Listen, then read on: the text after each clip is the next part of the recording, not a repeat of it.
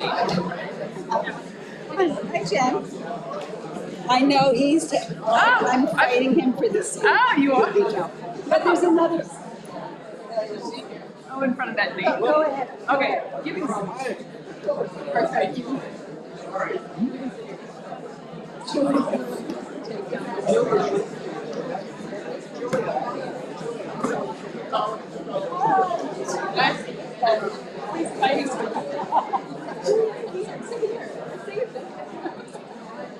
Sorry, you're not used to it, somebody.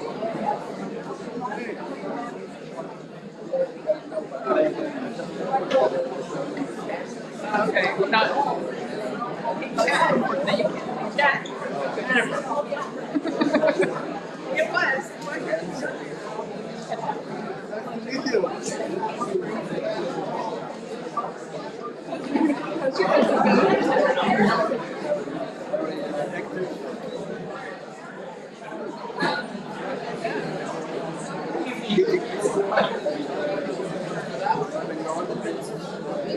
Need a lot of volume. Evening, people. I know they're door, but Is she enjoying it? I need to get later. Cards? This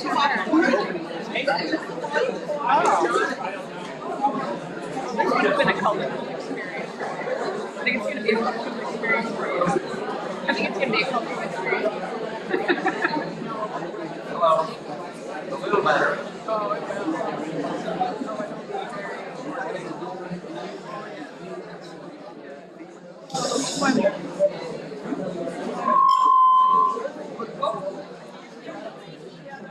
Try it now.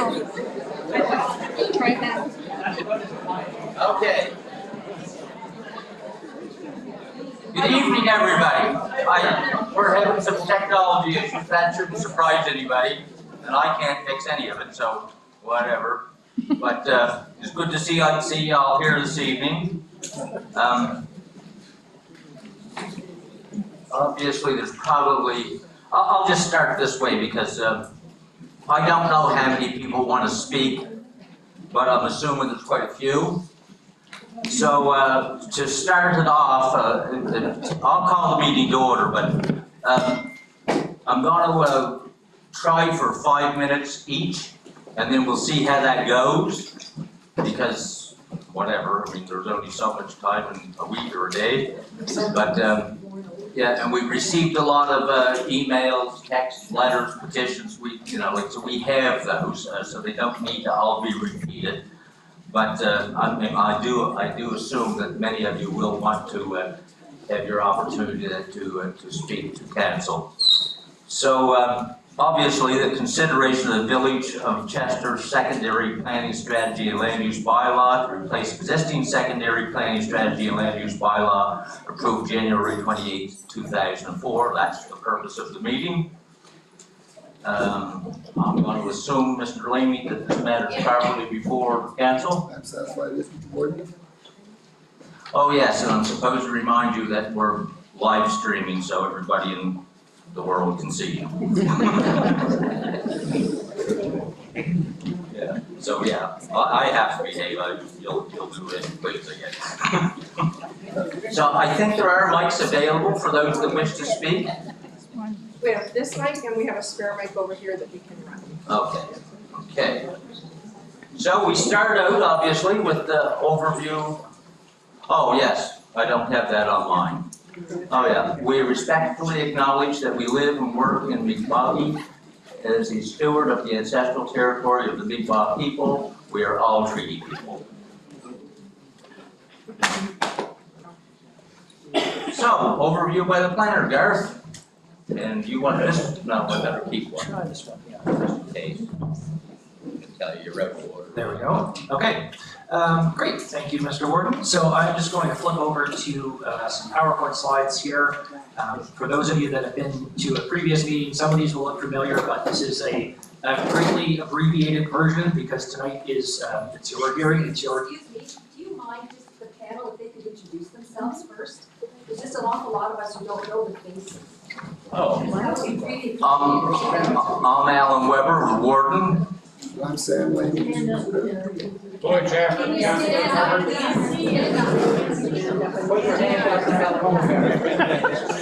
Lloyd Chapman, Councilor from Hubbard area. Sam Lady, solicitor. Tara McGuire, CAO.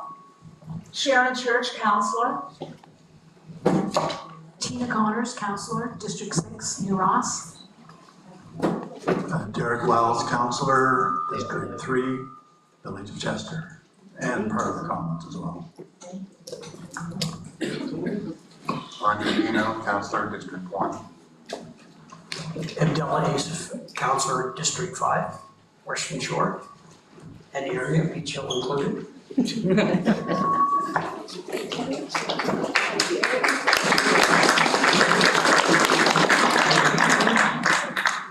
Great, so so with that introduction, my name is Gar Sturdivant. I'm the senior planner for the municipality, and I am, I guess you could say, the primary author of this document, although there has been a lot of effort and assistance from many municipal staff, other planners, and across the municipality. So what I'm going to go through here is, again, quite a brief overview of the new secondary planning strategy and land use bylaw. It's a very high-level outline. I just wanted to do that in respect of everyone being here and understanding that not everybody has followed along all the way through. But I also didn't want to take 35 or 40 minutes out of this meeting because, again, a lot of you folks are here, and this really is your chance to address council. So so without further ado, jump in here. So a quick little bit of background.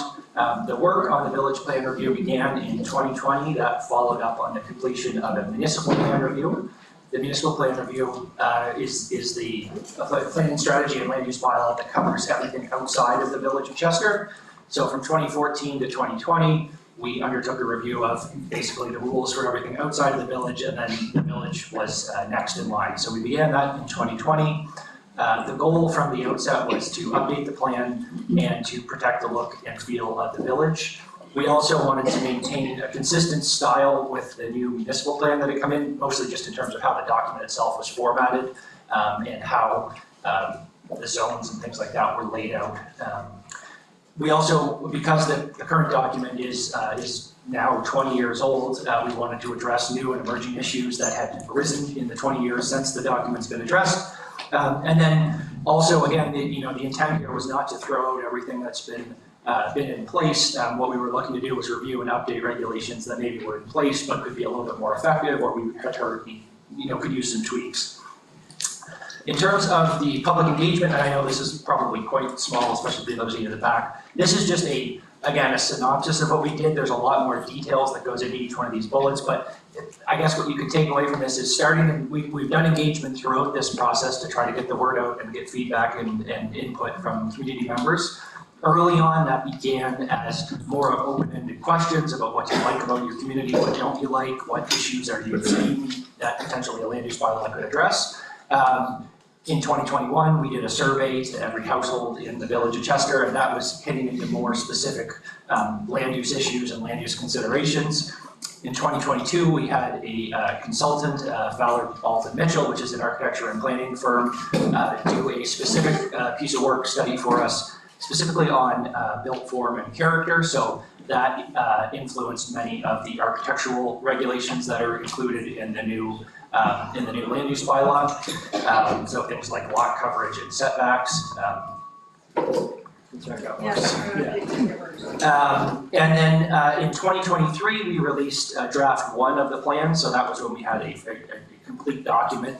We released that and held 4 meetings in this room. They were fairly well attended, and we got a lot of feedback and comments from that. So we went back to council in fall of 2023, addressed those issues. Council gave us direction to make many changes to the document, so we did that. Released draft 2 in March of this year, and had 2 more meetings again in this room. Similarly, heard comments and feedback, and went back to council for another round of changes. We presented on May 30th to council what was intended to be the final draft of the plan, but again, we were sent back to make a few additional changes that had arisen in the meantime, and so it was actually, June 20th when council gave the documents first reading and set the date for this public hearing. So that kind of brings us through the years up to now. In terms of the documents themselves, so we'll touch on the secondary planning strategy first. So the secondary planning strategy, it's a policy document. It sets out council's policies, goals, and objectives, in this case for the Village of Chester, in terms of development, land use, and future potential growth in the village area. As I mentioned, in wanting to make the plan consistent with how the municipal plan is laid out, we use something called character areas. And those are essentially just divisions of the village into 3 different character areas. In the plan, each character area has a description to describe the character of that area. And then there are a series of zones that are introduced, and those zones are permitted only in that character area. So you could rezone a property within the same character area, but only to another zone that's from that character area, and we'll get into that a little bit more if that doesn't make a lot of sense just yet. So there's essentially 3 character areas, and I've got a map on the next slide to show you those. And as well, this plan introduces something called overlays, which are essentially an additional set of regulations that sit on top of whatever your existing zoning is. Essentially the overlays that are included here, we have what's called the lakefront overlay that surrounds basically all lakes in the municipality, and so it would apply to Stanford Lake here and require a 20-meter setback for new development. There's also an overlay that we've introduced around the Old Stone Bridge because there are regulations when development is occurring within certain distances of the Stone Bridge. So this is the map showing the character areas. So this is not the zoning map. We'll go through that in a little while. But again, this is in the secondary plan. It outlines these character areas, and within each character area, there's a series of zones. So the first one is the village core and peninsular area, which you see in purple here. Like you see, it includes the village core as well as the 3 surrounding peninsulas. The next one is the North Street area, so that of course runs along North Street or Highway 3. And then the final one is the village boundary area, which is in green and sort of fills in the rest of the surrounding area. Then of course the dashed line shows the boundary where this plan stops and the municipal planning begins. So in the secondary plan, like I said, this is the visionary document that speaks to the purpose and the goals in the plan. So there are some statements on the purpose. There has been consistent support for comprehensive planning in the Village of Chester since 1976. This is where planning in the municipality started, and it's gradually worked outward from here. And I think this plan is a reflection of that, you know, the architectural controls and many of the other features that we look at in the village are things that aren't necessarily considered in more rural parts of the municipality, and they're in place in the village for good reason, because there's been consistent support for those kind of regulations. The secondary plan also includes a variety of policies and policy statements related to issues that aren't directly land use related, but they are somewhat related, and in many cases these are issues that maybe other departments or other parts of the municipality are directly responsible for, so things like parks, public art. We have policies on interactions with the village commission, between the council and the village commission, and even on reviewing this current new planning strategy, so when that should be done. 20 years is too long. Typically, it's done on a 5 to 10 year, probably a 10-year cycle, and so the new document has some policies around when and how a review would take place. It also introduces the zones, and so this next slide that I'll show is a rough estimate of the existing zones on the left, the new zones on the right, and the arrows generally indicate places where one has become or been changed somewhat, but it will be the closest or the most similar zone. That doesn't mean that the rules always carry over, that everything is exactly how it was. And there's some zones here that you'll see that are just brand new and don't really have a similar zone in the current plan. So just to go through the character areas, like we saw on the map there, the village core and peninsula area. So this again includes the historic center of the village and the 3 surrounding peninsulas. It's primarily well-established residential neighborhoods, as well as the traditional commercial core. And many of the lots still retain that original lot size from the original village grid when it was divided. And the new plan calls for what we're calling gentle or gradual density, primarily through the addition of accessory dwelling units, while maintaining the traditional scale and feel of the area. And that's through a series of architectural controls, lot coverage provisions, and yard setbacks.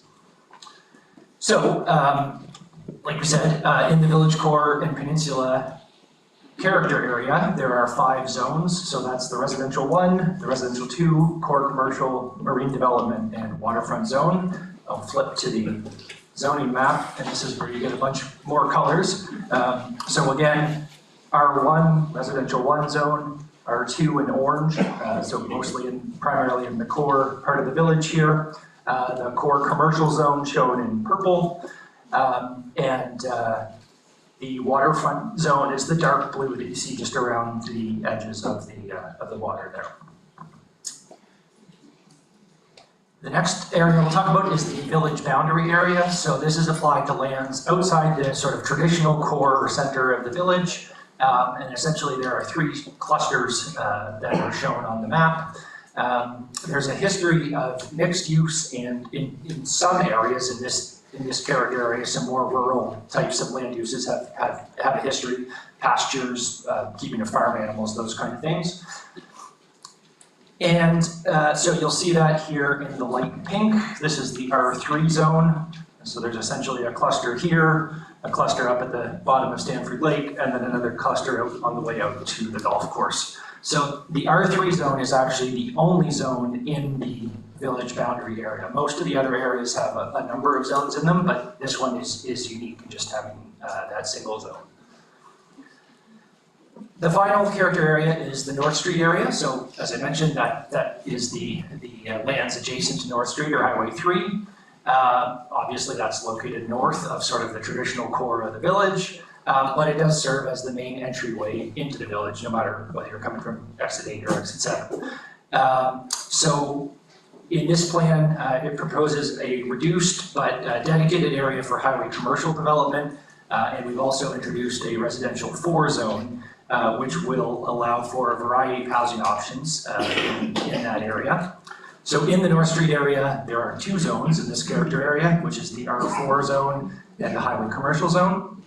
And again, just coming back to the zoning map here. So the R4 zone is the dark red that you see along Highway 4 or Highway 3, and the highway commercial is this slightly lighter shade of pink that you see. And that highway commercial zone is quite similar to how it exists today. There is also a 4th category of zones, and those are zones that are permitted in all areas. Essentially, they are deemed viable in any of the character areas, and they may be needed there for a variety of reasons. Those are, in short, those are the institutional zone, the parks and open space zone, and the ocean infill zone. So for a variety of reasons, those may be needed in any character area, but there are, in the land use bylaw, there are provisions and regulations requiring greater setbacks when an institutional use abuts a residential use, and also through the approval processes for developing an institutional use, it would take into account neighborhood feedback with the understanding that that zone could be proposed in any character area. Right, so there are the 3 zones in the that are permitted in the character area. So, like I said, that was a very brief overview. As many of you would know who've been here before, I've gone into a lot more detail, and I'm sure some of the comments will be more specific, and council may request staff to provide some clarification as well. But essentially, this last slide just shows sort of potentially where we go from here.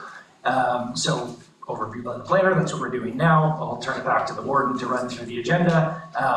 But essentially, first reading has been given, and we're now at the public hearing. So if the documents are approved at the council vote, then it will go for provincial review, and then there will be an ad run in the newspaper to bring the documents into effect. Of course, if council is not satisfied with the documents tonight, they can send that back to staff for changes, and first reading and a public hearing would need to be repeated in the future. So, yeah, with that, I will turn it back to Gordon? Okay, as soon as they get as soon as that works.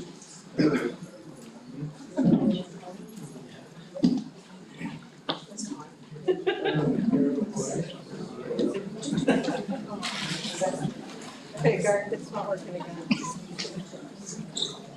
I think that was part of You're not gonna be technician. This one works? Okay, I got it.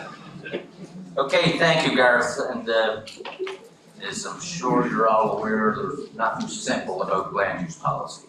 It's complicated. Whether it's existing or changed, it's still complicated. However, we are at the point where well, we don't have a presentation by the developer because there is no developer. So we are open for comments by the public. I just want to remind you that you direct your questions to council and not to the staff. Because this is a meeting being held by council to hear from you, not from, they've already done their part. And unless we tell them different, well, it's up to us to tell them different. So, I do open the floor to those who wish to speak. And I have one person here now. So if you just state your name, please. Hello, my name is Peggy Wilson. I live on Main Street in Chester. I have a petition signed by 134 residents that we ask that the section of this document as it relates to R1 and R2 zone, item 4.2, accessory dwelling unit, be removed from the Chester Village Secondary Planning Strategy and Land Use Bylaw. This proposal is requested based on several components. In water studies completed in 2017 and 2020, paid for by the municipality, both highlighted water resources were stressed and suggested density and population increases should be limited. Nothing has been presented since that alleviates our worries about the lack of water. Why would the municipality pay for a professional opinion and not incorporate that direction into its planning? In fact, we do not need an engineering firm to inform us that we have a stressed water table. We live it. We'd like to make everyone aware that if you have a problem with your well as a result of development next to you, sorry, but the onus is on you to prove that that development caused your problems. Hardly seems fair, but that's the way it is. The time for a central water system is likely past us. More and more people have paid alarming amounts of money to secure water for their homes. For you to jeopardize that by overdevelopment would be an offense. As well, there is no mention in your document requiring a water plan for any new residential or commercial development to incorporate new technologies or catchment systems of any kind. This is lacking in foresight. For a village with a well-documented water problem, we certainly do a good job at ignoring it. Water is a problem in every aspect of your density plan. In this case, it's stormwater, precipitation that runs off surfaces where water cannot penetrate, like roofs, driveways, and roads. What are your plans for a stormwater drainage network in the village? That is a rhetorical question because the answer lies in your policy E1, which states, the Village of Chester Land Use Bylaw may contain a range of stormwater regulations for development of varying sizes and intensities. Smaller developments that are not subject to stormwater standards shall be encouraged to responsibly manage stormwater with the understanding that stormwater issues are not regulated by land use bylaws and shall constitute as a civil matter between property owners. So again, you are on your own. The overall lack of infrastructure and planning will cause unnecessary stress due to the intensification in the village. The majority of the residents in R1 and R2 zones believe that we cannot support development at a rate more than our existing density allows for. You need not look any further than the duplexes on Queen Street to understand why we'd be skeptical in blindly allowing this plan to move forward without questioning the judgment. There are so many issues in this document, but we feel strongly that the accessory dwelling units have the potential to cause the most grief. We would, however, ask council and the planning department to remove, revise, or at least clarify exactly where new duplexes can be built and how close in proximity to each other they can be. The lack of clarity and our past experience with duplexes is causing a great deal of angst among residents as to what the village will look like going forward. We are trying to safeguard something we feel passionately about. From the first meeting in July 2023 and every subsequent meeting since, the residents of this village have clearly stated that they do not want this, yet it remains unchanged from the first draft of the document. In the requirement under the Municipal Government Act that you hold these meetings and notify the residents using all possible avenues to ensure that the people affected by change have every opportunity to have their say. We are here now asking you not only to pay lip service, but for you to demonstrate your respect by listening to our voices telling you that we do not want this section of the document to move forward, but to be eliminated entirely from the document. The only rush the village should be is dealing with the gaps of the deferred maintenance issues of existing systems before opening the door to intensification that once opened then cannot be closed. We have chosen to live in Chester, to make Chester our homes, because we all love this village. We take on stewardship of this village, whether it's active or passive, very seriously. That responsibility is what brings us here tonight. We are here to highlight pitfalls in this document that will not benefit this village. This is not a not in my backyard thing. That is not our narrative. We are progressive and want development, but we want the right development at a rate that we are able to sustain over an enduring period of time with a successful outcome for all. You've exceeded your 5 minutes. Oh, Lee Robertson. I only have this much. Over the past years, since this document was first delivered during 5 public sessions, I have gone to a lot of council meetings. I did this for several reasons: to keep on top of development and to see how councillors interacted with each other. I felt this was important, and it is the other councillors that will secure our fate. I saw firsthand that when presenting and debating issues that would clearly affect the districts where they hold personal and business investments or developments or conduct their own businesses, how passionate they could be about those issues, and in turn, their constituents benefit greatly from that passion. So today, I'm asking you, Tina, Sharon, Floyd, Adela, Andre, Alan, and Derek, to think of us as the residents of this village as your constituents and have our best interests in the forefront of your vote. For the Council of the Municipality of Chester to proceed with a plan for intensification in the absence of a buy-in from the village residents would be short-sighted and fails every test of good governance in acting on behalf of citizens, taxpayers of this community. Thank you.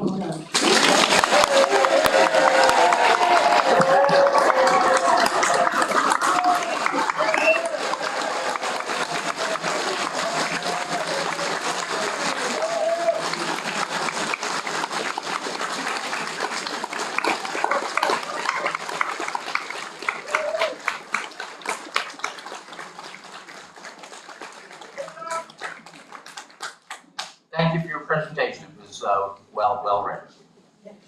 Appreciate it. The next person who wishes to speak, Denise. Straight over there where she left it.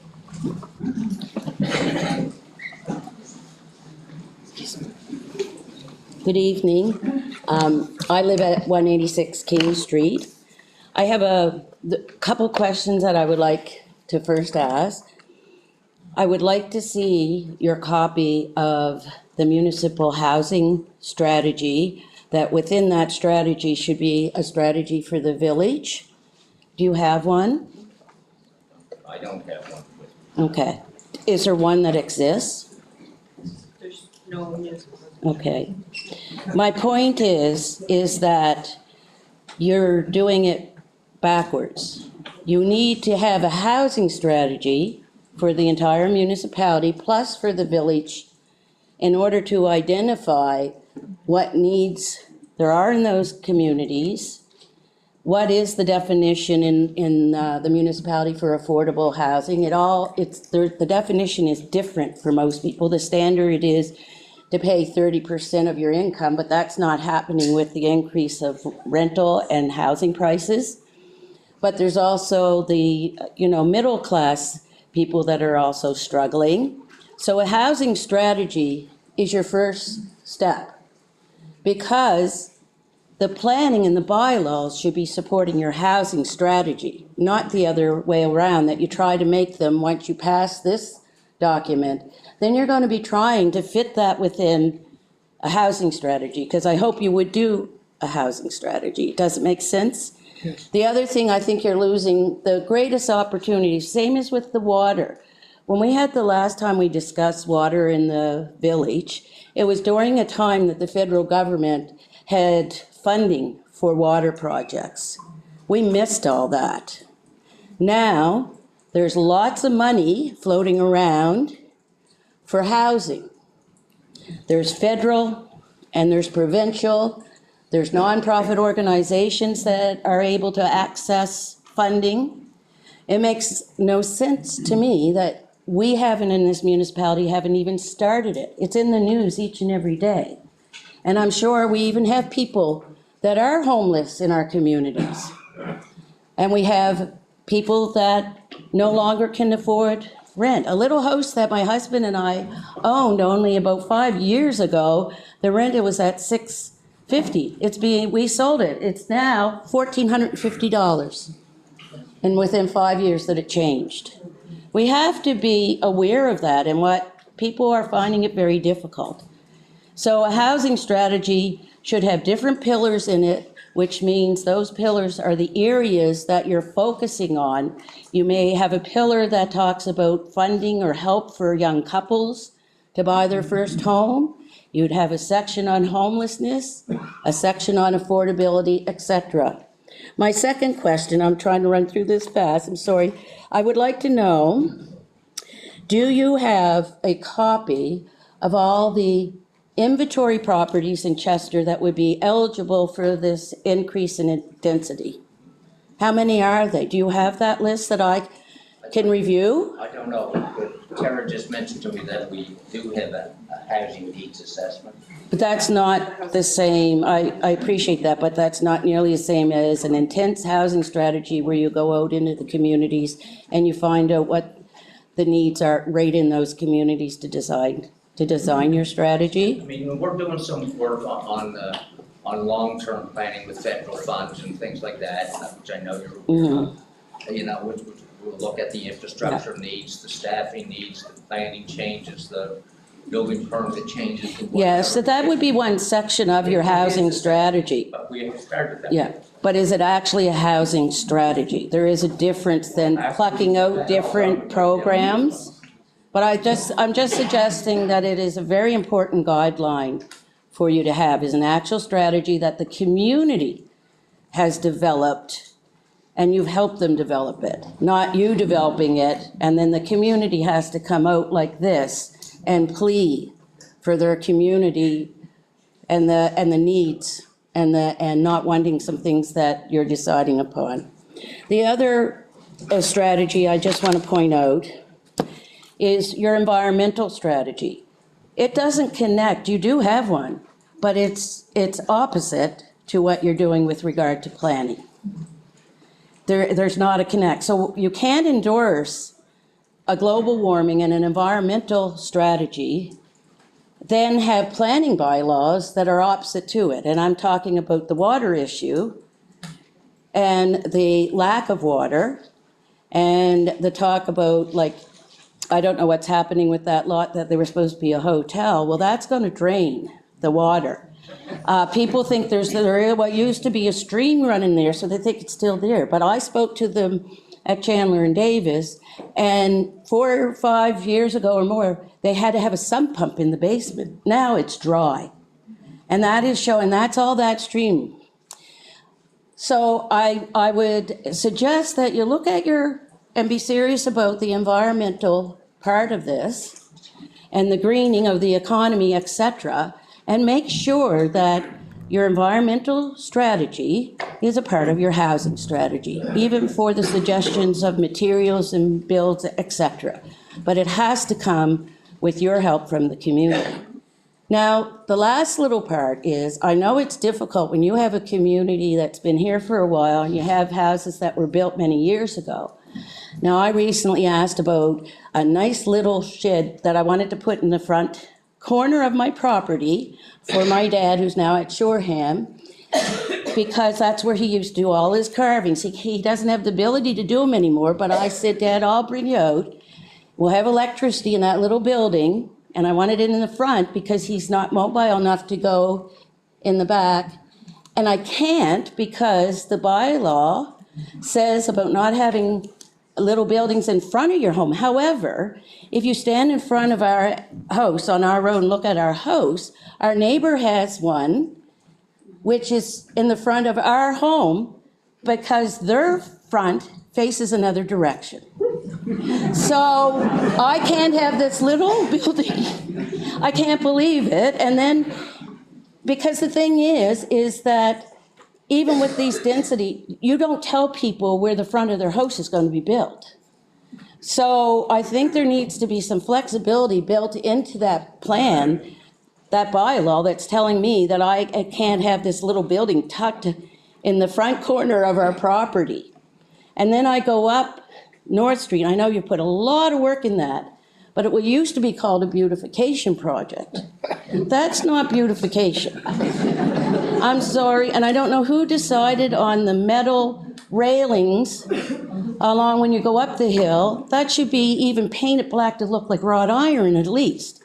It doesn't fit in, so I don't know who's beautifying that. So I know a lot of people want to speak. I just want to make sure that those things are noted, and I look forward to seeing you start off with a housing strategy. I know you want to get this passed, but a housing strategy needs to be passed first. Thank you.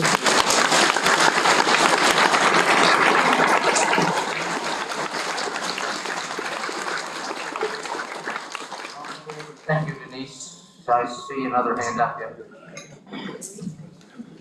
Hello, my name is Barry Redmond, and I live at 4020 Highway number 3. And I also want to address the accessory. That's not working there. No, It's not working, no. Give it a smack on the floor. Here, light on that. Barry Redmond, is that working now? No? Okay. Check. I'll just talk louder, I guess. He can make it work. Thanks, Garth. Okay, Barry Redmond, 4020 Highway number 3. I also want to address the accessory building. Before I read a letter from Nancy Murray on her behalf, because she couldn't be here tonight, I just want to address a statement that was made that we already allow duplexes in this village, and we're only going to go from 2 units to 3 units in the new plan. Well, in the old plan, you were only allowed a duplex 1 per block. There's a large difference between 1 per block and every single house having the ability to become a duplex. Large difference. That being said, I'd like to read this letter from Nancy Murray, and it's on comments on proposed new land use bylaw in relation to Village of Chester. Councillors, on June 20th, 2024, the municipality of Chester gave first reading to a new land use bylaw which will govern future development for years, if not decades to come. The municipality previously commissioned a study by CBCL Limited, which resulted in a report called Preliminary Groundwater Supply Assessment, Village of Chester Water System, Needs Assessment and Options Analysis, basically water report. The final report was dated August 2017. The executive summary states, water quality and quality problems are common throughout the Village of Chester. The water report conclusions states in part, individual water wells provide supplies that are inconsistent or of insufficient quality to at least half of the village residents. Shortages show that water resources are stressed in local parts of the community, and the potential for further development or increased density within existing dwellings is limited. And there's an added emphasis there. Despite questions from residents, neither the planner nor the municipality has addressed the fundamental concerns as to the availability of water to support an increase in population. If density of population is increased and residents have even less water than they now have, I suggest that the municipality is exposing itself to legal action for enabling a bylaw allowing much greater density of population within the Village of Chester in light of the conclusion of the water report commissioned and paid for by the municipality. That report resides in the files of the municipality. Ignoring such probative and relevant evidence in enacting a bylaw calling for greater density of population is, I suggest, with the greatest respect, a patently unreasonable decision which would be grounds to commence a proceeding for judicial review of council's decision. In addition, aggrieved residents whose water supply is adversely affected by greater density of population would have grounds upon which to commence legal action against the community, against the municipality for damages, perhaps by way of class action. There is no good reason for the municipality to put itself in the position of having to defend itself for a decision to allow increased density of population in the Village of Chester. The municipality own files include an expert report stating that the potential for increased density is limited. The planner has been quoted in the media that most core village lots can have duplexes on them now, so they will go from allowing 2 units to 3 units in the new plan.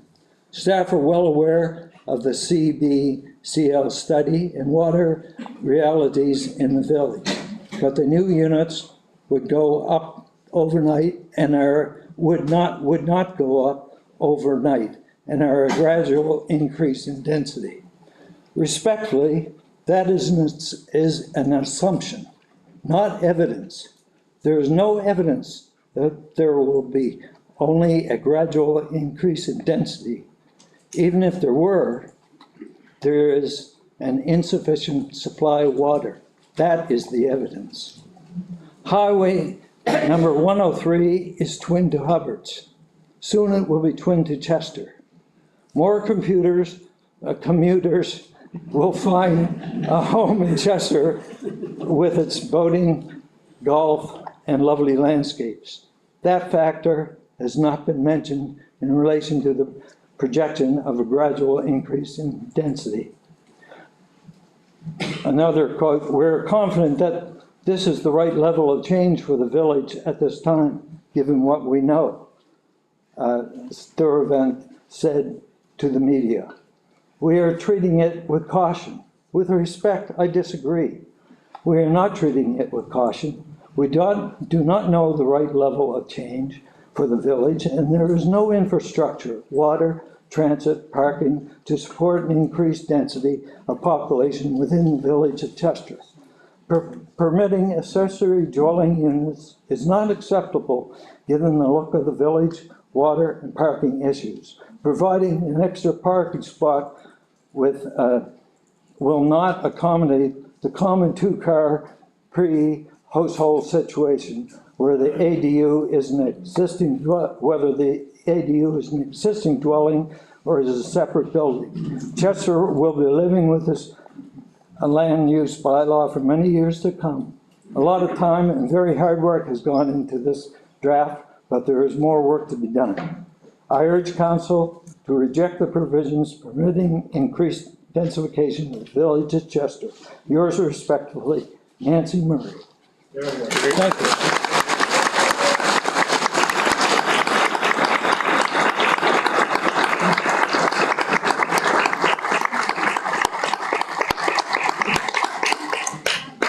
Thank you, Barry. Yeah, I guess you're next.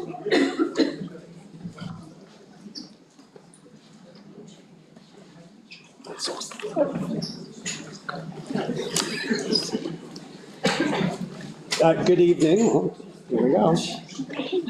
Name for the What are you doing to it? Good evening. No. I have a loud voice. I could hear you, Jen, so I could hear you when you were talking. Just yell, Jonathan. Oh, I plan on it. Good evening.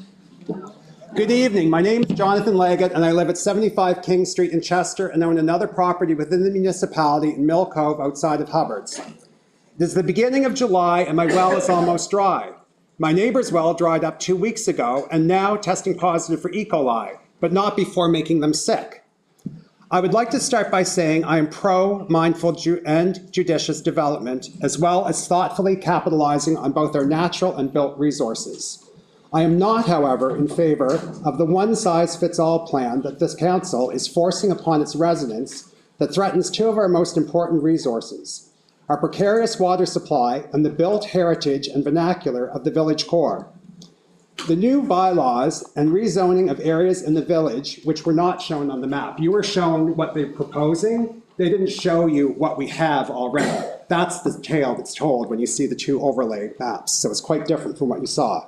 The new bylaws recently there at the village of name of creating housing through density and development are, council, heritage protected village. The new bylaws rezoning of areas of the village in the name of creating housing through density and development are eschewing the most basic need of residents, water. The council is willfully ignoring studies they have paid for and the voices of the residents who actually live in the village and have experience with the abysmal water situation. The senior planner, Mr. Sturtevant, has been asked in public meetings on numerous occasions to provide statistical information regarding many aspects of the new strategy, such as, what is the growth rate of the municipality? His answer, I don't know. What is the growth rate of the province? His answer, I don't know. And these are on public record. What is the rate of growth for the council is aiming for? I don't know. How many people does council want to move into the village? I don't know. How much water does a family or an individual use a day? I don't know. What is the percentage or number of people living here full-time and seasonally? I don't know. Of the new homes being built in the municipality or the village, how many are full-time and how many are seasonal? I don't know. Why are you rezoning such and such an area? I looked at the map and saw open space that could be developed. When I pushed for other answers, the reply was, I am just acting on the direction of the council. Exactly. Most of the answers can be found within Statistics Canada records and studies, yet it seems that the planner nor the council consult information that is readily available. Much like the water reports, they are ignored. When asking about bylaws that will allow for rows of new duplexes to be built along with accessory dwelling units, each creating a triplex, Mr. Sturtevant says we've always been able to have every property in Chester a duplex. That is true.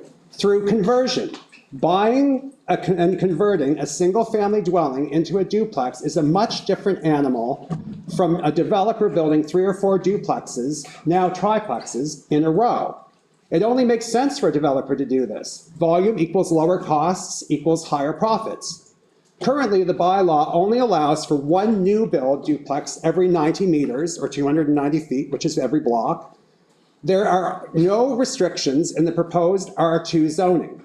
We know this will happen because it already has happened in the East residential zone, which is on the upper side of the Valley Road and the 2 duplexes everyone talks about on Queen Street. When asked about ADUs, accessory dwelling units, being added to existing residences, Mr. Sturtevant claims this won't be so easy with land coverage restrictions, but that is not so. An ADU does not have to be built in your backyard as a separate structure. It can be confined to the main structure or converted pre-existing accessory building within the current land coverage, thus making single-family dwelling able to swell to a 3-family dwelling. This might be fine for a city or a town with services that include municipal water, but not in a community that is just getting by with its wells and no plan for future water supply. Developers already own parcels of land and are just waiting for the new bylaws to proceed. If a developer can build 3 triplexes in a row, they will. An area with 4 families can now be an area for 12 families. And in several cases, an area with 1 family on a pre-subdivided lot can turn into 12 families, all vying for the same water source. Where will this water come from? With weak Airbnb regulations, these can all be short-term rentals with guests who are very unlikely to worry about water consumption. Developers are developers, and by nature, they develop. Asking a developer not to be a developer is like asking a cat not to be a cat or asking a child not to be a child. Without restrictions and rules, a child or a pet will do as much as they can and the way they want to. You can't keep a cat out of a room unless you close the door, and you can't protect a child without barriers. It is not the responsibility of a developer to protect our resources. It is the responsibility of the council and the planner. I do not blame a developer for running their business. I blame the council for not taking care of us. Development should be thought of like a medication. Prescribed and monitored, it can make you healthy and thrive. Taken all at once or without restrictions, it will make you sick, weak, or even kill you. The council has an opportunity to require new development to employ water catchment systems, including cisterns and other alternative resources, but they aren't. Instead, they want to make it easier for developers with less restrictions while expecting current and lifelong residents to come up with alternatives or install cisterns after new development has taken their water. Not long ago, one would have to drill 120 feet to strike water within the village. Now, most current wells within the village have to go 300 feet. This is not a coincidence. Last Friday, Ms. Wilson spoke to CBC Radio about the concerns that the village has regarding the effects of the increased density on water and the vernacular of the village, citing water reports paid for by the municipality. Later, Mr. Sturtevant came on to debunk Ms. Wilson's concerns with an abundance of confidence, was able to say that growth would be gradual and we'd be just fine with our water supply. I am interested to know what knowledge Mr. Sturtevant has been able to attain to substantiate these claims when he has never been able to answer a statistical question in a public meeting. The council is proud to boast of the $1.98 million from the federal government they have attained to put towards housing solutions for the municipality, which is nice, but only equates to about 4, maybe 5 dwelling units for the entire municipality. This same council also casually discusses spending $20 million for a new facility to house their offices. That would equate to about 50 new dwelling units. The Municipality Housing Needs Report noted that we were in a shortfall of 335 dwelling units at the end of 2022 and growing. And we are only able to produce 45 units a year in this municipality, none of them being affordable. I can assure you with rents of $3,500 plus a month for half a duplex on the outer limits of the village core, no new construction within the village will help anyone in need of housing. It will only provide a second or third home for individuals or Airbnb rentals for investors. There are many, many questions and concerns that remain unanswered about the proposed new bylaws, and I urge you to delay these approvals until there is a plan created with facts and figures that make sense, including a solid, viable plan for water. Development can be a very good thing, and it can also deprive and kill a community. This is your opportunity to do the right thing and take the time to create a thoughtful and thorough fact-based plan, enriching everyone's existence in the community. The current proposed plan does not do this. It is up to you, the council, to decide what kind of legacy you are leaving for yourself and the residents. And I also want to note that I watched the meeting this morning, the council meeting this morning, and I thought it was very interesting when you were talking about a subdivision that had been, I think, 2011. They had subdivided and they'd never applied for any planning permits. And now they're the fresh water, there's a brook that's running through there, and you have to build back further than you used to when they did the subdivision. So Mr. Vino was commented and said, how disappointing it would be to have purchased a lot in the area, thinking of retiring there someday, only to find out that the bylaws have changed. Yeah. Well, imagine having spent hundreds of thousands of dollars on a home and invested more in the home by renovating it, only to find out the council has no intention of protecting your water supply. I don't see the difference. Okay. Thank you.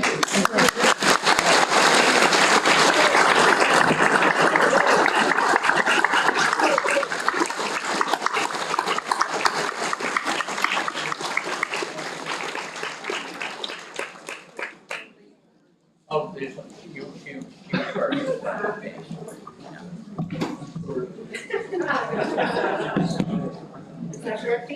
Yep, sounds good. Oh, good. Thanks. Speak right into it. Okay, my name is Nicola Hubbard. We live at 55 Central Street.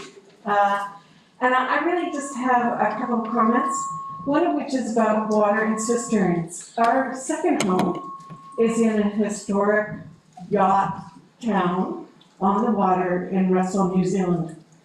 It has a historic core to it, and it has a water problem, and it has for a long time.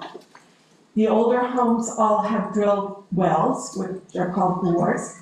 None of the new homes are allowed to have bores drilled. None.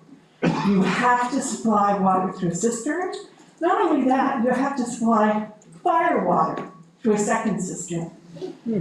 So it's puzzling to me, having lived under those regulations there, why we're not doing that, regardless of R2, any new development. I don't understand why you wouldn't require a cistern to be built either with delivered water or a rainwater cistern. It's puzzling to me. The second comment that I have, and forgive me if this has been addressed before, but a number of these town meetings were held when we weren't here. These accessory dwelling units, is there anything in the bylaws that would protect views that we already have? If somebody builds an accessory dwelling in their backyard and it's right in the middle of where I'm looking out at the water. You can answer that. Yeah, if the height restrictions are 11 meters, that's really not gonna help us. So those are my two comments. Okay, thank you. Okay,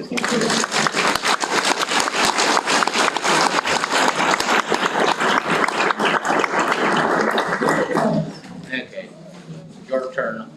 Casey likes to work at it.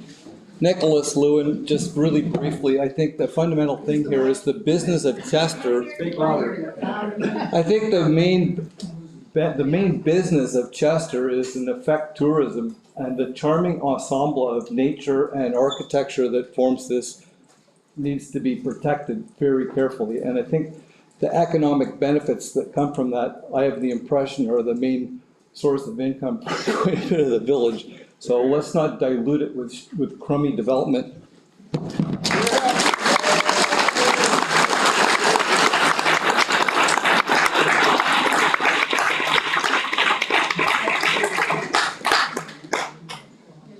Is this working? Yeah. Hi, I could talk about water, but I'm not going to. My fellow citizens, I think, have covered that so I appropriately. know your name, but just. for the Oh, I'm record. sorry. My name's Susan Crocker. I live at 67 Water Street. I'm here today speaking on behalf of the quickly formed Association of Water Street residents, Duke Street residents, and those who live on Noss Point and look across at Water Street.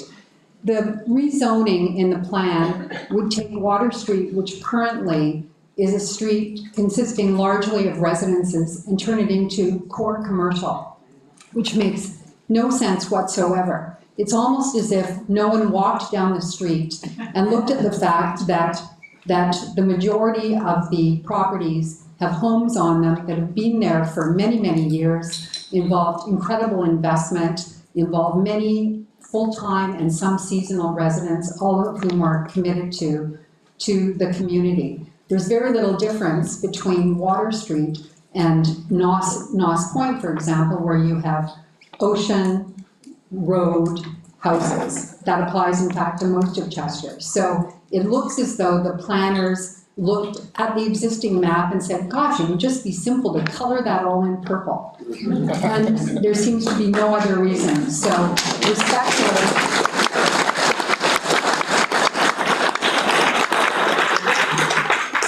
so we're just asking that you treat the exceptions, not paintbrush the whole area. And most of the residents of that small, newly formed, but tight community have signed a petition which has been submitted. Thank you. Thank you.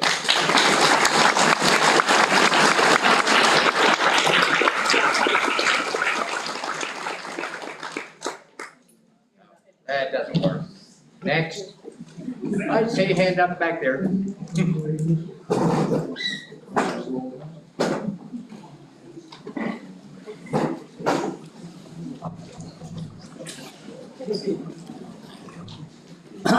My name is Thomas Conway. I live at 93 Prince Street. I think council would be going down a very dangerous path by increasing density without dealing with a number of other issues that pertain to density. Water has been raised. I'd also like to talk about the very narrow streets. And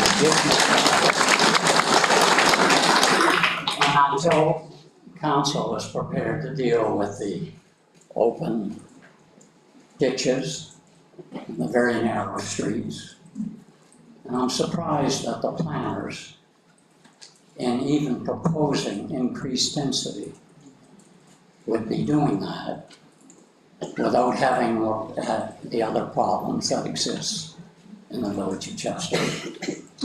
So I won't take up any more of your time. Thank you.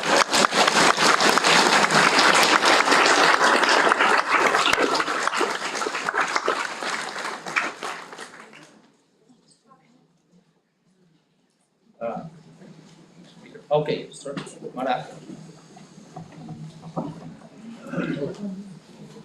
Hi, I'm Melinda Walker from 4023 Highway number 3.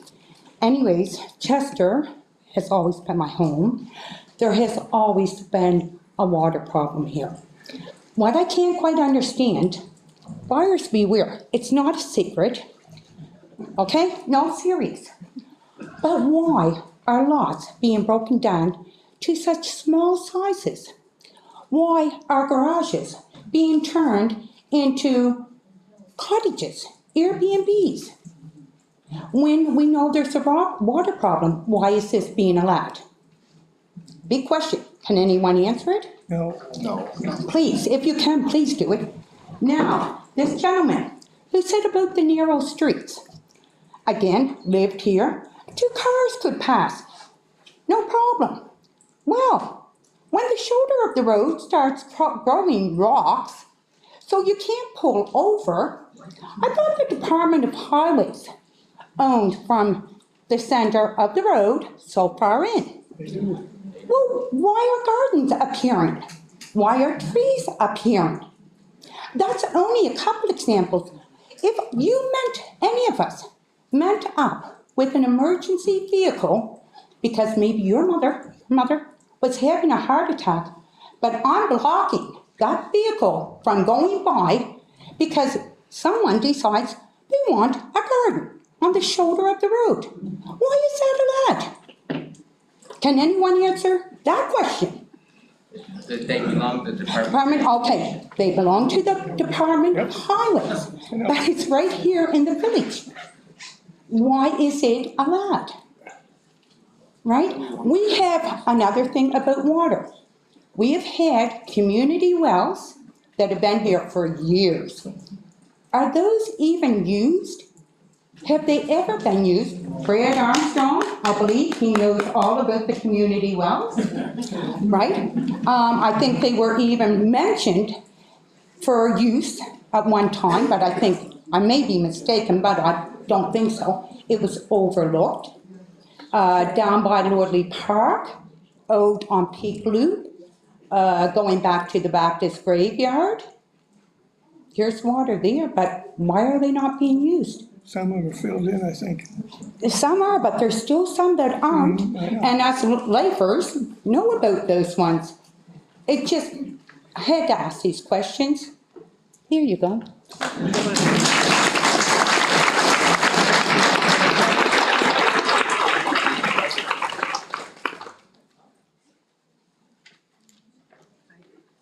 Thank you. I'm Catherine Haywood. We're at 195 Victoria Street, and it's interesting because historically I've lived in Victoria, which has been a master of subdivisions. My parents' house next door subdivision goes in the front yard, and we've lived in Toronto, and we've owned our heritage house on Victoria Street since 2010. Painfully, carefully restored it. Loved the village. Moving here and establishing my medical practice here in a year or two. The point is that in Toronto, living there, again, you would see people tear down trees, build too big, and the slap on the wrist of the developer, God bless the fellow that mentioned developers and all that, but the fact of the matter is the fines would be so minute versus the amount of money that they would make off these houses that it was completely ignored. $10,000 fine? No problem, I'll take down that tree.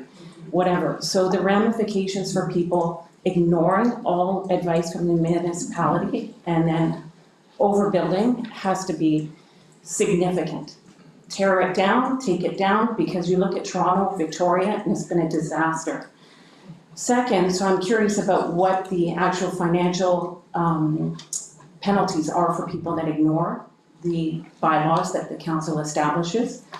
Second is, I'm curious about how these meetings are announced, because again, we've had this house since 2010. We're very passionate about this. Obviously, we have a heritage house. We put in walk the walk and talk the talk.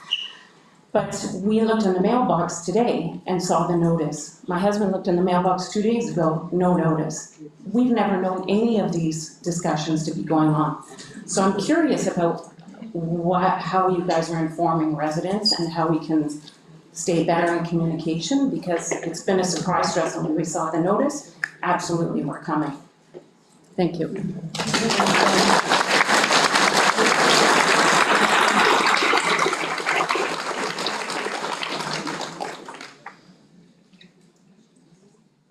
Next, yeah. I would simply like, my name is Robert Helms, we live at 10 King Street. I would simply like to know how many of the councilors actually live in the village and have to live with the problems. So there's only one of you that actually knows about the water problem from a first-hand point of view, and everybody else is immune from it.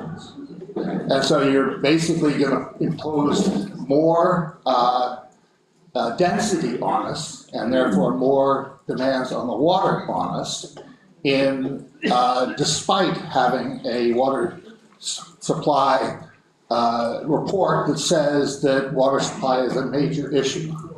Now, if that doesn't open up the municipality and the councilors to liability when, in fact, there's too much development and the water supplies run short, and you proceeded in dereliction of your duties, I don't know what does constitute that.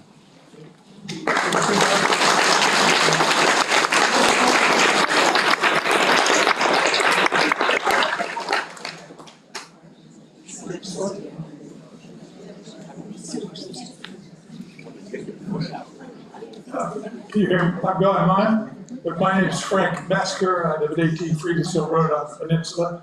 All the talk is about water is very interesting because most of you have water. We don't even have sewage. Yeah. That's the other aspect of water. It's in that, one end comes out the other. If sewage is a problem, it relates to water. You have to have it at the same time. So if we're talking about adding water at any kind of level, I think you should at the same time be putting down sewage. And they missed that opportunity on Walker Road a number of years ago, as I recall. So that's my only comment. We need the water. We also need sewage. Thank you.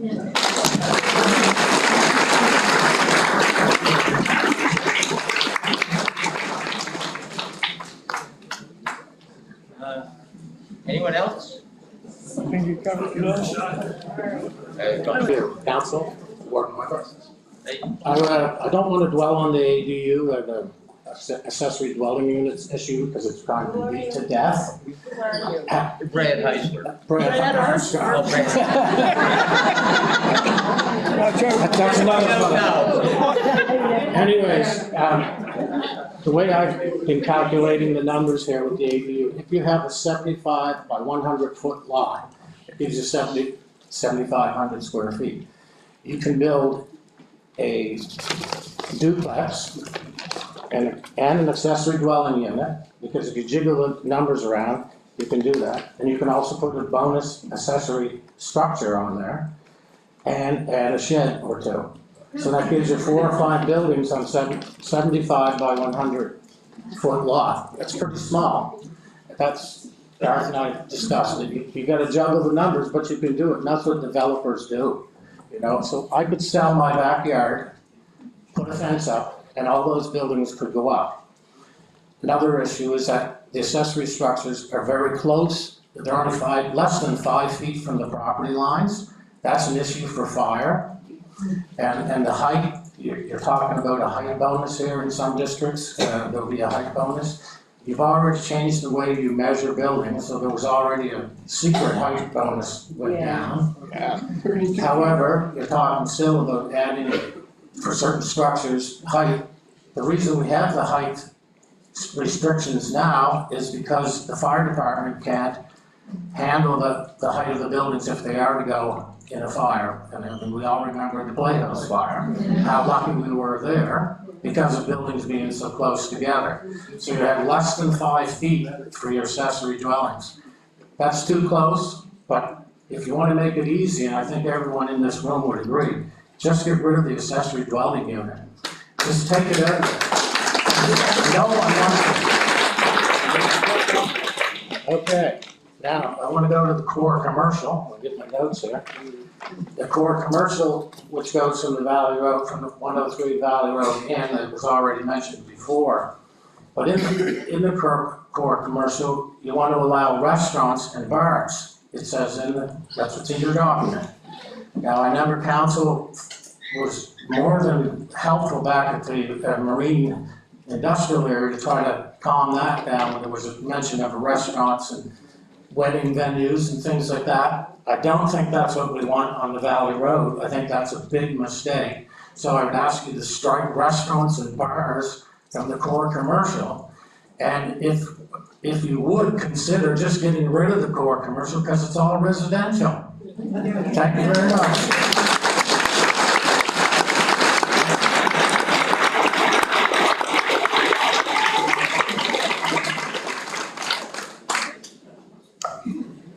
Hi, everybody.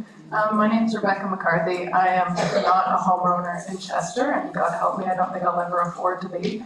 But I just have a brief comment. I know that the situation with density is complicated, but I'm a runner, and I run around Chester a lot, and I see a lot of deforestation and a lot of trees, forests being cleared for the sake of like one house.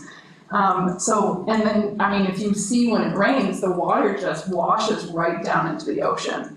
So we're not saving any of that water that's falling from the sky. A lot of people talked about catchment. I think that's fantastic, and I think we should be doing that. It's ridiculous to not have any water in our wells while water is literally falling from the sky. But yeah, to see entire like acres of forest being torn down from one house while we're complaining about density happening within the village, I think is a bit ironic. I think that should be considered as well, and I want to say thank you to your comments as well. I think that was really needed comments, so thank you. Thank you.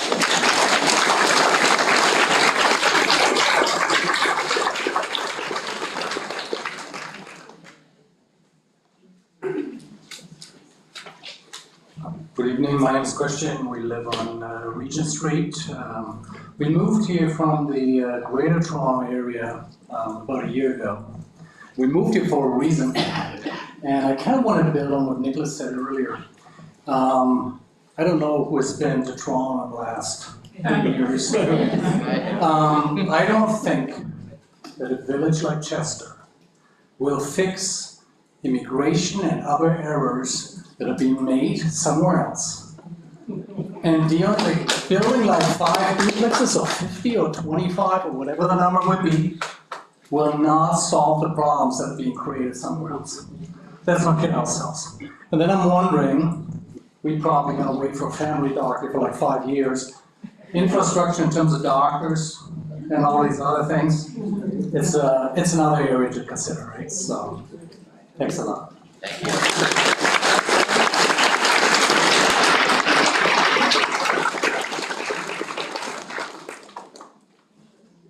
Last name. Christian, what's your last name? Knebel, K-N-E-B-L, 117 Regent Street. We own a duplex, by the way, that we turned from a kind of Airbnb type of thing, summer short-term rental, into a long-term rental to support the housing situation.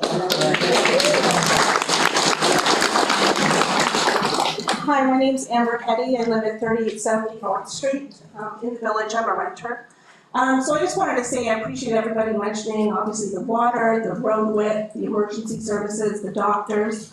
My purpose here today is just to mention that right now we have 2 councillors involved in the development in the comments, and I know that's not the village, but I just want you to understand that you're dealing with councillors that have their hands in development projects in other areas that also don't have water, also have narrow streets. Also, the people that live there deal with, the lack of resources, the doctors, all of that.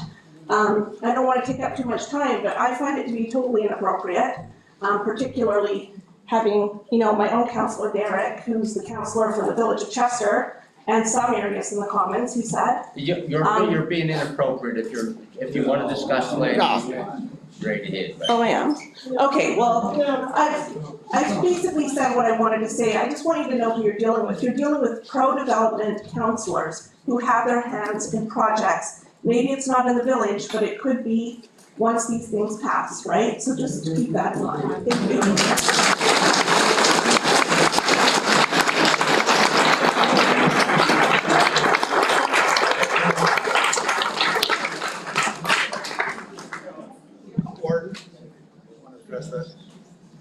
If you wish. I don't think it has anything to do with me. I want to comment on that, Amber. Who is that? Derek Wells. Councillor Wells. What you're suggesting is absolutely false, an outright lie. And I think I've asked you at the public meeting to withdraw that. It's a lie, and you know it's a lie. What is the lie, Derek?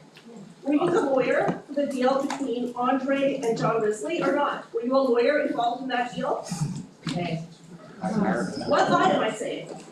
Derek accused me of lying. I have no financial interest of any I didn't say kind. financial interest. I said that you acted as a lawyer. I act for a lawyer for half the people in this room, for God's sake. Anyway, I'm just telling you, giving you a warning, you're making a slanderous lie. And I've asked you to withdraw. It's not true.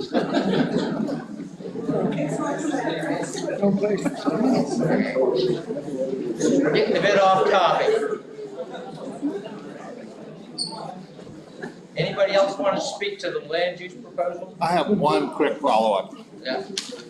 At the risk of pointing out the obvious, I'd like to do a quick straw poll of the people in the room as to how many people in the room think that this thing should go forward.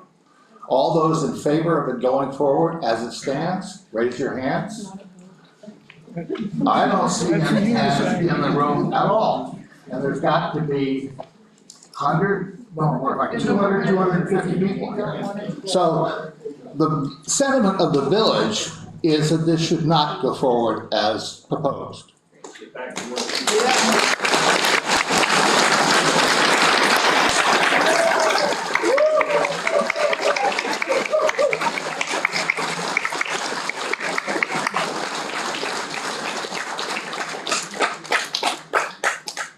Anyone else wishing to speak?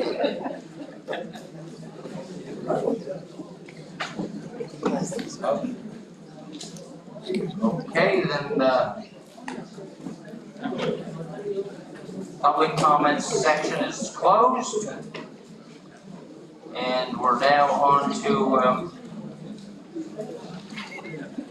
what does council want to do next?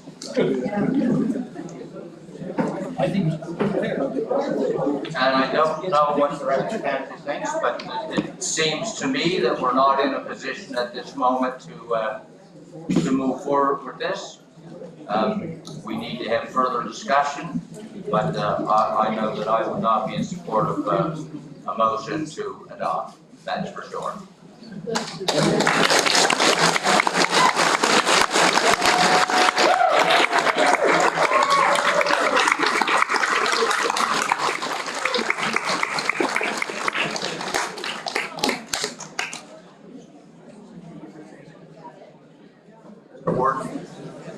I would agree with what you're saying. I think we need to first consultation.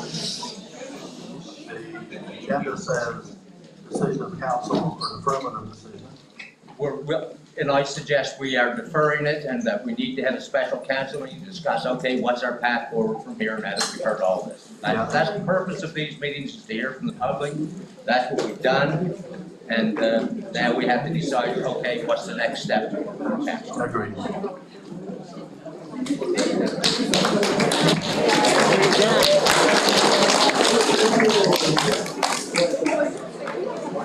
So, unless somebody has something else to say, and the public session's over. Public session is over. I just want to speak with integrity of your. I don't either. I told her it was inappropriate.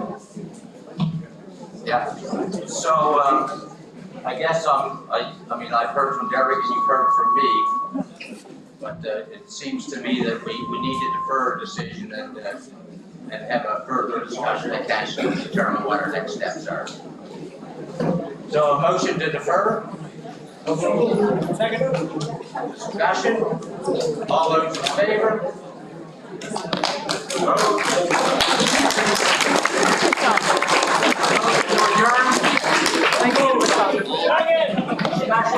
All those in favor?